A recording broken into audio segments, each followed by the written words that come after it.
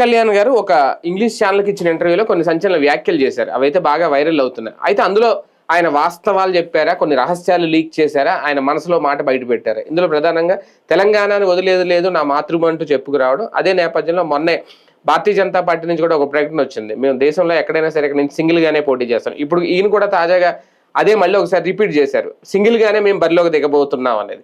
అయితే అది 2 రాష్ట్రాల్లో వర్తింపు చేస్తుందా ఇక్కడ అనేది ఒకటి, అలాగే యువత ఏం కోరుకుంటున్నారు అనే అంశం మీద కూడా ఒక ఇది మాట్లాడారు.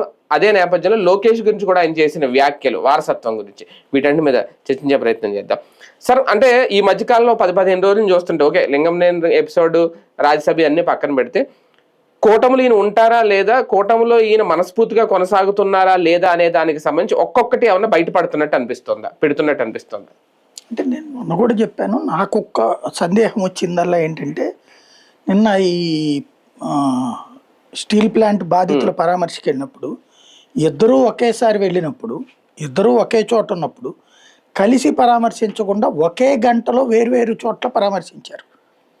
అటు నాదెళ్ల మనోహర్ను వెంట పెట్టుకుని పవన్ కళ్యాణ్, కేంద్ర మంత్రి శ్రీనివాస్ వర్మ, హోంమంత్రి అనిత, గంటా శ్రీనివాసరావు వెంట పెట్టుకుని లోకేష్. అంటే ఎవరి పార్టీ తరపున వాళ్ళు వెళ్ళారు అంతే. అది అట్లా కాదు కదా, ప్రభుత్వం తరపున వెళ్ళినప్పుడు ప్రభుత్వం తరపున మాట్లాడకుండా ఇద్దరూ కలిసి మాట్లాడాల్సిన వాళ్ళు. అప్పుడు చంద్రబాబు జైల్లో ఉన్నప్పుడు ముగ్గురు కలిసి మాట్లాడారు, బాలకృష్ణ, లోకేష్. అప్పుడు ముగ్గురు పక్క పక్కనే నుంచున్నారు కదా. వీళ్ళేంటి ఇక్కడ ఇట్లా జరిగింది అన్నప్పుడు మాత్రం ఒక కన్ఫ్యూజన్ ఉంది అక్కడ. లోకేష్ ని ఒకటి అంటే కనబడుతున్నది ఇందులో అసెస్మెంట్ తప్ప, ఇందులో మనమేమి ఏ బాత్రూంలో సమాచారాలు కాదు, అసెస్మెంట్ పరంగా చూస్తున్నప్పుడు లోకేష్కి మనస్తత్వం రీత్యా చూసిన, ఇప్పుడు వాస్తవంగా ఎవరైనా సరే నువ్వు డైరెక్ట్గా ప్రత్యక్ష ఎన్నికల్లో గెలిచి ఉండయ్యా అంటారు. అలా కాకుండా ఎమ్మెల్సీ తీసుకున్నాడు ఈయన, ఫస్ట్ ట్రిప్ మంత్రి తీసుకున్నాడు లోకేష్. అంటే పరోక్షంగా సభలోకి అడుగు పెట్టినాడు ఫస్ట్.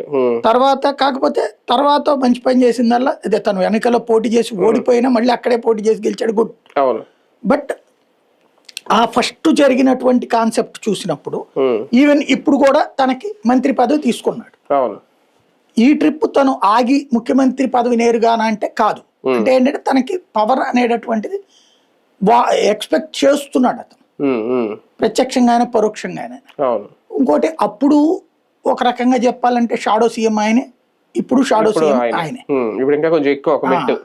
ఇలాంటి సిచ్యుయేషన్ లో ఆయన ముఖ్యమంత్రి పదవి ఎంత తొందరగా వస్తే అంత బెటర్ అన్న ఆశతోనే ఉంటాడని నేను అనుకుంటున్నాను.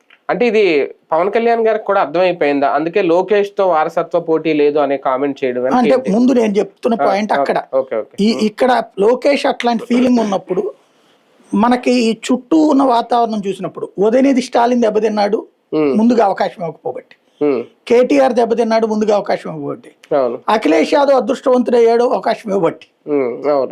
కాబట్టి అటు రాహుల్ గాంధీ దెబ్బతిన్నాడు, ఈ అభిషేక్ బెనర్జీ దెబ్బతిన్నాడు. అంటే పవర్ లో ఉన్నప్పుడే పవర్ షేర్ చేసుకోవాలి కానీ వీళ్ళని ముందు పెట్టి పవర్ అంటే స్ట్రగుల్ అవ్వాలి, మళ్ళీ ప్రజలు ఒప్పుకోరేమో, స్ట్రగుల్ అవ్వాలి అంతే.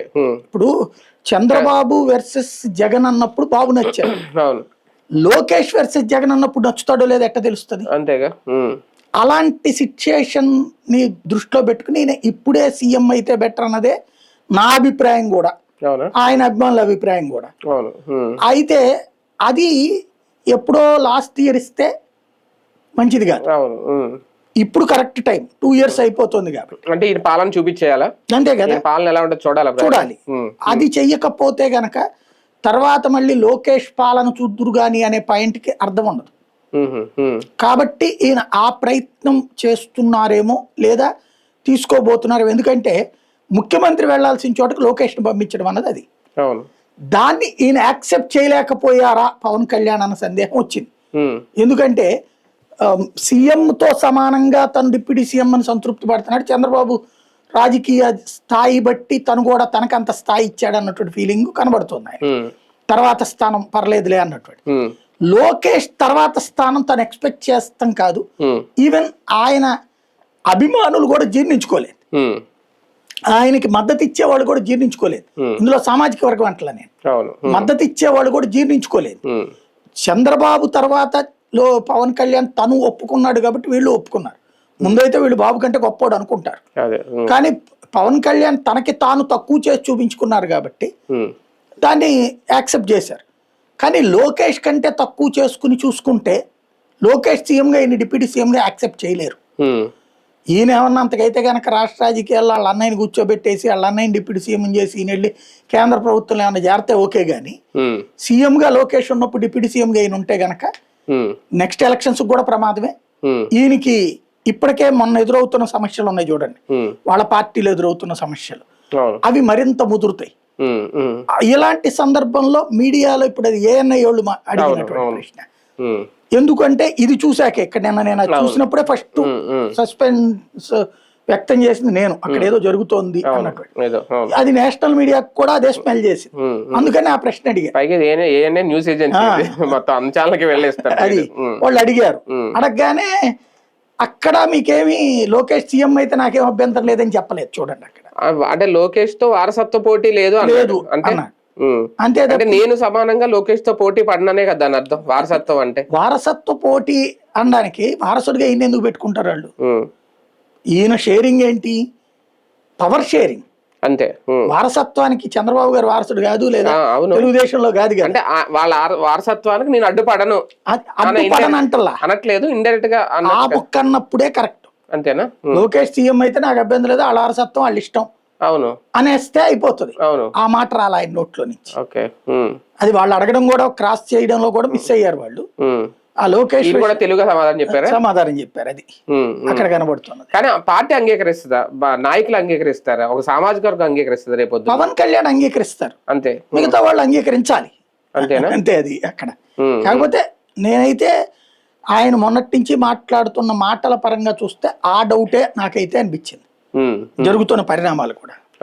ఒకటి మొన్న ఎంపీ సీట్ లో ఒకటి వాళ్ళందరినీ సైకలాజికల్ గా దెబ్బతీసినట్టే, దాన్ని ముందుగా దబాయించేసారు, ఈయన అయిపోయింది ఎక్కువ మాట్లాడకుండా. అట్లా ఇక రేపు పొద్దున్న లోకేష్ సీఎం చేయాలనుకుంటే కూడా మళ్ళీ ఇట్లాంటి ఒక హై డ్రామా క్రియేట్ చేయాలి.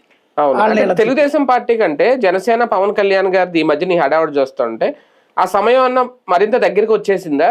అది ముందు ఈయనతో చెప్పడం వల్లే ఇలాగా మన లింగంనేని విషయంలో ఎలాగైతే ప్రిపేర్ చేశారో ఇప్పుడు లోకేష్ విషయంలో కూడా అలాగా ప్రిపరేషన్ ఏమైనా జరుగుతుందా? ఇంకా లేదు, అది ప్రిపరేషన్ జరగట్లేదు కాబట్టి నేను కొంత ఆలోచిస్తున్నాను. ప్రిపరేషన్ జరిగితే మళ్ళీ ఇట్లాగే అరుపులు కేకలు ఇవన్నీ ఉంటాయి. లేదు అంటే ప్రస్తుతానికి లేదు. ఇంకా ఈయనకి మాత్రం స్మెల్ చేసినట్టున్నారు. బేసిక్గా ఒకటి టైం అయితే ఇదే, ఎందుకంటే ఇది 2 ఏళ్ళు అయిపోతుంది. మాక్సిమం ఈ 6 నెలలలోపు చేయాలి. 3వ ఏడాది చేస్తే కూడా వృధా. ఇప్పుడు ఏంటంటే రేపు పార్టీ ఓడింది అనుకోండి, లోకేష్ నెత్తిన పెడతారు, ఐరన్ లెగ్ ముద్రేసేస్తారు. ఇప్పుడైతే గెలిపించుకునే బాధ్యత లోకేష్ తీసుకుంటాడు. ఆల్రెడీ తనకి ఏజెన్సీలు లైక్ పీకేలు గీకేలు ఏజెన్సీలు అట్లాంటి ఎన్ని అలవాటు ఉంది కాబట్టి ఇప్పటి నుంచి ఏదో ప్రిపేర్ చేసుకుని లోపాలు ఏమైనా ఉంటే సెటరేట్ చేసుకుంటాడు తను. చివరిలో అయితే కనుక అంత సెటరేట్ కావడం కష్టం. అవునంటే ఇప్పటికే టీడీపీ స్ట్రక్చర్ మొత్తం ఆయన చేతిలోనే ఉంది, మొత్తం అంతా డిజైన్ అంతా. గవర్నమెంట్ స్ట్రక్చర్ డిఫరెన్స్ అండి. 5 సంవత్సరాలు ఉన్నా కూడా జగన్ వల్ల కాలేదు. 5 సంవత్సరాలు ఉన్నా కూడా ఒక రోడ్లు వేయాలని ఎవరు చెప్పాలి? జగన్ కి అధికారులే కదా, ఎందుకు చెప్పలేదు? లేకపోతే గనక ఇంకొకటి సో మిస్ అవుతున్నారు. ఇప్పుడు వీళ్ళు 3 నెలలకు ఒకసారి కూడా డబ్బులు ఇస్తున్నారు పెన్షన్. ఇదివరకు మొదట్లో ఇచ్చాడు జగన్, తర్వాత తీసేశారు. జగన్ కి చెప్పిన వాళ్ళు ఏం చెప్పారు? ఇతర ప్రాంతాల నుంచి వస్తున్నాడు, మనం గనక అది ఆపామంటే గనక సగం మంది ఆగిపోతారండి. కానీ ఆగలేదు, వచ్చి తీసుకున్నారు. పైగా వాళ్ళు ఇట్లా పద్దాక మమ్మల్ని నెల తెప్పించి ఆ డబ్బులని దానికి ఖర్చు పెట్టిస్తావని జగన్కి వ్యతిరేకంగా ఓటేశారు. పెన్షనర్లు జగన్కి వ్యతిరేకంగా ఓటేశారు. ఇతర రాష్ట్రాల్లో ఉండి పనులు చేసుకుంటే పెన్షన్కి వచ్చేవాడు. అంటే అట్లాంటివి ఎవరు చెప్పాలి? అధికారులు చెప్పాలి. పార్టీ అభిప్రాయాలు అయితే ఈయనట్టా అడగడు కాబట్టి. కానీ చెప్పలేక ఫెయిల్ అయ్యాడా లేదా అట్లాంటివన్నీ. అలాగే చివరిలో పెన్షన్ గురించి వీళ్ళు 4,000 అన్నప్పుడు 5,000 చెప్పడం ఏదో చేయమంటే కూడా చేయలేదు, నా వల్ల కాదు అని చెప్పాడు. అవన్నీ మైనస్ అయినాయి కదా. కానీ అధికార పదవీ కాలం కంపేర్ చేస్తే జగన్ తో ఈయనే కొంచెం సీనియర్ ఏమో. అంటే ప్రత్యక్షంగా ఎన్నుకోకపోయినా రాకపోయినా అప్పుడు మంత్రిగా 5 ఏళ్ళు చేయడం, ఇప్పుడు చేస్తే ఆ లెక్క చేస్తే ఈయన సీనియర్ అవుతారేమో. లెక్కలేరుగా, లెక్క అచ్చెన్నాయుడు సీఎం చేయాలి. అంటే వీళ్ళందరికంటే కూడా. ఆయన చేయరనుకోండి. Basic గా నేను అనేది ఉమ్, ఆ మంత్రివర్గం అనేటటువంటిది కాదు. షాడో సీఎం వేరు. ఇప్పుడు ఆ లెక్కనైతే కేటీఆర్కి 10 ఏళ్ళు ఎక్స్పీరియన్స్ ఉంది. అవును, ఉంది, కరెక్టే. అది కౌంట్ కావు కదా ప్రాక్టికల్ గా అయితే కనుక. తెలంగాణ విషయంలో ఎందుకు అంత పట్టుపడుతున్నారు పవన్ కళ్యాణ్? ఇంకా డైవర్షన్ గేమ్ నడుస్తుందా? నిజంగా తెలంగాణ నా మాతృభూమి, తెలంగాణ రాజకీయాలు నేను పోటీ అంత ఇదిగా ఉన్నారా, సిద్ధంగా ఉన్నారా? అంటే మీకు ఈయన దగ్గర ఒక చిన్న పిల్లడి మనస్తత్వం ఉంటది. ఎవరన్నా చిన్నపిల్లలకి గనక నువ్వు అక్కడికి వెళ్ళొద్దు, అది చూడొద్దు అన్నారు అనుకోండి, ప్రత్యేకించి అదేంటో చూసి రావడానికి వెళ్తారు. వాళ్ళ ఇంటికి వెళ్ళబాకంటే ప్రత్యేకించి వెళ్తారు. అవును, ఈయన మనస్తత్వం అంతే. అక్కడ అది స్వచ్ఛమైన మనస్తత్వం అందామా, లేకపోతే గనక టెంపర్ అందామా ఉంటది. ఇప్పుడు వాస్తవంగా చెప్పాలంటే అక్కడ మాటల్ని వక్రీకరించాను తప్పించి మనం నిన్న కూడా వాళ్ళతో మాట 13 సంవత్సరాల నుంచి ఎన్నో అవమానాలు ఎదుర్కొన్నాను. ఎవడు అవమానించాడు? నిన్నే అవమానించడం కాదు అక్కడ, వాళ్ళ పోరాటం వాళ్ళది. ఆ లెక్కన మనం తిడుతున్నామని తెలంగాణ వాళ్ళు మనం అవమానించినట్ట, మనం విమర్శిస్తున్నాం కదా వాళ్ళని. ఇప్పుడు నేను హైదరాబాద్ గురించి 100 కొన్ని లక్షల ట్వీట్లు చేశారు. మరి తెలంగాణను అవమానించినట్ట, హైదరాబాద్ని అవమానించినట్ట? విమర్శన అవమానం కింద ఫీల్ అయితే అవివేకం. అది బేసిక్ గా ఒకటి, పవన్ కళ్యాణ్కి తెలంగాణలో కూడా రాజకీయం చెయ్యాలని ఉంది. ఎందుకంటే శాసనసభ అయిపోయింది, శాసన మండలి అయిపోయింది, లోక్సభ అయిపోయింది, రాజ్యసభ అయిపోయింది. 4 చోట్ల తన సింబల్ వచ్చింది, అక్కడ కూడా ఉంది. దాంతో పాటు ఆ వచ్చే క్యాడర్ కూడా ఎట్టుంటారంటే ఇక్కడ 2 కోణాలు ఉంటుంది. అంటే నా అంచనా అయితే కనుక నెంబర్ 1 ఏంటంటే, ఒకటి మనల్ని నమ్మేవాళ్ళు ఉన్న చోట ప్రతి చోట కూడా మనం సపోర్ట్ చేద్దాం. ఆయన నిన్న చెప్పాడు, తమిళనాడు, కేరళ ఇవి కూడా అన్నాడు. కేరళలో కూడా ఇప్పుడు కమిటీ వేశారు కదా, అట్లా కూడా అన్నాడు. ఇప్పుడు ఆ లెక్కనైతే అమెరికా, యూరప్ దేశాల్లో కూడా మనం పోటీ చేయాలి. ఎందుకంటే అన్ని దేశాల్లో ఉంటారు కదా జనసేన వాళ్ళు, తెలుగుదేశం వాళ్ళు లేరా? కానీ తెలుగుదేశం అన్ని చోట్ల చేయదు. అండమాన్ నికోబార్ లో కూడా వాళ్ళు ఎవరో చేసుకుంటూ మన పేరెట్టుకు తిరుగుతున్నారు అంతే. అక్కడ ఉన్న అభిమానులు, మన అభిమానులు, అంత మించి తెలుగుదేశం డైరెక్ట్ గానే కాదు కదా అక్కడ లెక్క. రెండో పాయింట్ ఏంటంటే, ఈ ఇంకొక కాన్సెప్ట్, తెలంగాణలో రాజకీయం చేయొద్దని వాళ్ళు ఎవరు పిలవాల. మొన్న జరిగిన డిస్ప్యూట్ వేరు, అనవసరమైన రగడ చేసుకుంది మనం, అది దాన్ని సాగ తీసుకుంటున్నాం మనం. అంటే ఈయన ఒకటి గ్రహించారు, నేను మీకు ఇది చేస్తానంటే అక్కడ యాక్సెప్ట్ చేయట్లేదు. ఒక ఎమోషన్ని క్రియేట్ చేద్దాం, ఎమోషనల్ భావోద్వేగం అయితే క్యాచ్ అవుతుంది అని లెక్కేసుకుంటున్నారు. అందుకోసం పదే పదే ఆ రెచ్చగొట్టుడు మాటలు మాట్లాడుతున్నారు. ఎన్నికల్లో పోటీ చేయొద్దని ఎవరు చెప్పారు? కేసీఆర్ ఏమన్నాడు? కేటీఆర్ బాజాబ్తా చేయండి, మీరు 23లో చేశారు కదా, 18లో తెలుగుదేశం చేయలేదు, మేము ఏమన్నా ఆపామా? సెక్రటేరియట్ లో మీరు అడుగు పెడతానంటే మేము వద్దంటున్నాము, ఎందుకంటే ఎన్నో దశాబ్దాలు పోరాడాల్సి వచ్చింది మాకు. ఇప్పుడు కాంగ్రెస్ పార్టీనో తెలుగుదేశమో తెలంగాణ వాడికి సీఎం పదవి ఇచ్చి ఉంటే ఈ గొడవ వచ్చి ఉండేది కాదు. తెలుగుదేశం అంటే ఇవ్వదనుకుందాం, పోనీ ప్రాంతీయ పార్టీగా. కాంగ్రెస్ ఇవ్వచ్చు కదా, మరి చెన్నారెడ్డి తప్పించి ఎవరికి ఇచ్చారు వాళ్ళు? సీఎం పదవి కనుక తెలంగాణకు కూడా ఇచ్చి ఉంటే అసలు ఈ ఉద్యమాలు కూడా వచ్చి ఉండేది కాదు కదా. కానీ ఇవ్వకపోబట్టినే కదా, ఒక మరి చెన్నారెడ్డి తప్పించి ఎవరికి ఇవ్వకపోతారు వీళ్ళు. అలాంటి కాన్సెప్ట్లు వస్తాయి ఇక్కడ. ఇప్పుడు వాళ్ళు సీఎం పదవి అయితే ఈయనకేమి ఇవ్వరు కదా. రెండోది, ఇప్పుడు మొన్న దీంట్లో కూడా పోటీ చేశారు కదా, సర్పంచ్ మున్సిపల్ ఎన్నికలు. ఎవరు ఆపారు మరి? అప్పుడు ఎవరు అవమానించారు? ఇప్పుడు కూడా ఎవరు ఆపుతారు? కానీ ఎవరో ఆపుతున్నారు అన్నట్టు. ఎవడో బచ్చాగాడు మాట్లాడే మాటల గురించి ఎందుకు మనం మాట్లాడాలి? కానీ తెలంగాణలో ఈయన పోటీ చేస్తే బీజేపీకి సంబంధం లేదు. ఇప్పుడు నిన్న మాట్లాడింది కూడా ఆ డిబేట్ లో, ఇది నా నిర్ణయం, బీజేపీకి సంబంధం లేదు. ఇంతకు ముందు మాత్రం బీజేపీతో కలిసే ఈయన పోటీ చేశారు తెలంగాణలో. ఇప్పుడు వాస్తవానికి ఎన్డీఏలో భాగస్వామ్యంతోనే ఉన్నారు. కానీ తెలంగాణ విషయానికి వచ్చేసరికి సెపరేట్ అవుతున్నారా, లేదంటే మొన్న అమిత్ షా చేసిన ప్రకటన ఏదైతే ఉందో దాని దృష్ట్యా ఇలా మాట్లాడారా? ఈయన అమిత్ షా ప్రకటన కంటే ముందే ఇంటర్వ్యూ ఇచ్చినట్టు అనిపించింది. అవును, అదే అంతేలే. బేసిక్ గా ఒకటే, 2016 నుంచి కూడా అక్కడ హైదరాబాద్ ఎలక్షన్స్ అప్పటి నుంచి కూడా బీజేపీ మీద ఒత్తిడి తెస్తానే ఉన్నాడు ఈయన. మేము కలిసి పోటీ చేద్దాం. బీజేపీ వద్దంటూనే ఉంది 2016 నుంచి కూడా. 16లో హైదరాబాద్ కార్పొరేషన్ జరిగింది. తెలంగాణలో సుదీర్ఘ మిత్రులే కదా, టీడీపీతో కంపేర్ చేసుకుంటే వద్దనే కదా చెప్పింది. అంటే అక్కడికి ఆంధ్ర పార్టీలతో పొత్తొద్దు అనేటటువంటిది బీజేపీ విధానం. అక్కడ ఓన్లీ తెలంగాణ బీజేపీ అంటే ఎక్కడదక్కడే కదా. జేడీయూ ఉంది, బీహార్లో కలిసి పోటీ చేస్తారు. పక్కన ఉన్నటువంటి హర్యానాలో మళ్ళీ ఎవరికి వ్యతిరేకమే, అస్సాంలో వ్యతిరేకమే. అట్లాగా కాంగ్రెస్ పార్టీ, తృణమూల్ కాంగ్రెస్ అంతే, ఆమ్ ఆద్మీ పార్టీ బీజేపీ కాంగ్రెస్ అంతే. ఆమ్ ఆద్మీ పార్టీ కమ్యూనిస్టులు అంతే, కేరళలో అయితే ఇద్దరు ఒకరికొకరు శత్రువులు కదా, అట్లాగా ఉంటది బేసిక్ గా. ఈ పొత్తు అనేటటువంటిది తెలంగాణలో ఆంధ్ర పార్టీలతో పొత్తు పెట్టుకుంటే భారతీయ జనతా పార్టీ ఎదుగుదల తిరోగమనం అవుతుంది. దానికి సాక్ష్యం 2014. వాస్తవం 2014లో రాష్ట్రం ఇచ్చిన కాంగ్రెస్ అధికారంలోకి రావాలి, ఇప్పించిన బీజేపీ అధికారంలోకి రావాలి. కానీ కాంగ్రెస్ ఎందుకు రాలేదు అంటే ఇప్పడానికి అంత మోసం చేసి అన్ని రోజులు ఏడిపించింది కాబట్టి ఆ ప్లేస్ ని బీఆర్ఎస్ తీసుకుంది. కానీ ఇప్పించినటువంటి బీజేపీ సెకండ్కి రావాలి కదా. కానీ అది ఎవరు క్యాప్చర్ చేశారు? తెలుగుదేశం వల్ల దెబ్బతింది అది. అక్కడ దెబ్బతిన్న దగ్గర నుంచి కూడా మనం ఇండివిజువల్ అన్నారు. అయితే ఆ అధిష్టానాల అడ్డాలు లేదా వీళ్ళలో వీళ్ళ గొడవల వల్ల 2018కి వచ్చేటప్పుడు ఒక్క సీటుకి పరిమితం అయ్యారు, రాజాసింగ్. కానీ మళ్ళీ ప్రజలు ఆ తర్వాత పార్లమెంట్ లో 4 ఇచ్చారు. ఆ తర్వాత జరిగిన బై ఎలక్షన్స్ లో ఈటెలా గెలిచాడు, తర్వాత రఘునందన్ రావు గెలిచాడు, ఇట్లాగా 3కి ఇచ్చారు. మొన్నటిసారి 8 ఎమ్మెల్యేలు ఇచ్చారు. అంటే క్రమంగా పుంజుకుంటోంది అక్కడ బీజేపీ. తెలుగుదేశం నుంచి బయటకు వచ్చాక, ప్రాంతీయ పార్టీ నుంచి బయటకు వచ్చాక మొన్న జనసేనతో పొత్తు పెట్టుకున్నారు.